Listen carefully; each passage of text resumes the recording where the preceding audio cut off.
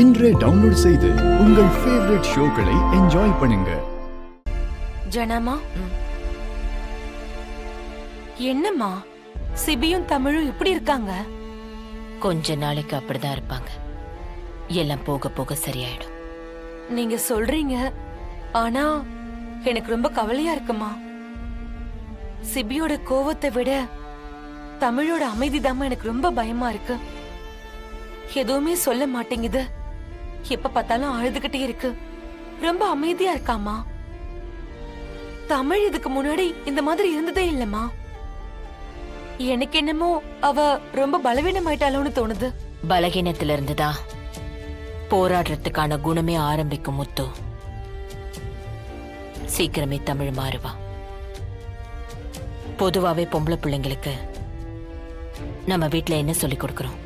சமையல் வேலை, வீட்டு வேலை, புருஷனை எப்படி பாத்துக்கிறது, குழந்தைங்களை எப்படி வளர்க்கணும்னு தானே சொல்லி கொடுக்கறோம். அதெல்லாம் ரொம்ப பழசு முத்து. இந்த காலத்து பொண்ணுங்களுக்கு அது மட்டும் பத்தாது. அதை தாண்டி வேற விஷயங்களையும் சொல்லி கொடுக்கணும். ஒரு பொண்ணு தன்னை எப்படி பாதுகாப்பா பாத்துக்கணும்னு அவளுக்கு சொல்லி கொடுக்கணும். அவளுக்கு எது தேவையில்லையோ அதை ஒதுக்குற தெளிவை கொடுக்கணும்.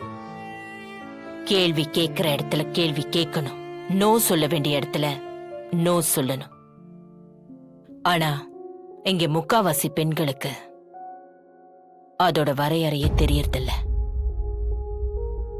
அடிமையா வாழ்ற பல பெண்கள் பொறுத்துக்கிட்டு விட்டு கொடுக்கறதா நினைக்கிறாங்க. ஆனா தமிழும் அந்த மாதிரி பொண்ணு இல்லையம்மா. யாராவது தமிழை ரொம்ப அழுத்துனா எதிர்த்து கேள்வி கேப்பா, அவங்க கிட்ட சண்டைக்கு போவா. அப்படித்தானமா தமிழை நம்ம பாத்திருக்கோம். அதெல்லாம் கரெக்ட் தான். ஆனா தமிழ் கிட்ட வேற ஒரு பிரச்சனை இருக்கு. என்னம்மா அது? தமிழுக்கு என்ன பிடிக்கும், தமிழுக்கு என்ன வேணும்னு வாய் விட்டு கேக்குற பழக்கம் இல்ல. ஆனா மத்தவங்களுக்குன்னா எதுவா இருந்தாலும் இறங்கி வந்து கேப்பா. மத்தவங்கள பத்தி அதிகமா யோசிப்பா. தமிழோட பலம், பலவீனம் ரெண்டுமே அதுதான். ஆனா இப்ப அவளுக்காக யோசிக்கணும். எப்படிமா சின்ன வயசுல இருந்து வேற ஒண்ணுக்கு பழக்கப்பட்ட ஒரு பொண்ணு தனக்காக யோசிக்க பழக்கப்படுத்துறது? அதான் நான் இருக்கேன். நான் தமிழுக்காக யோசிக்கிறேன்ல, எனக்கு நம்பிக்கை இருக்கு. என்னோட தமிழ் இவங்க அத்தனை பேரையும் அன்பால ஜெயிப்பா.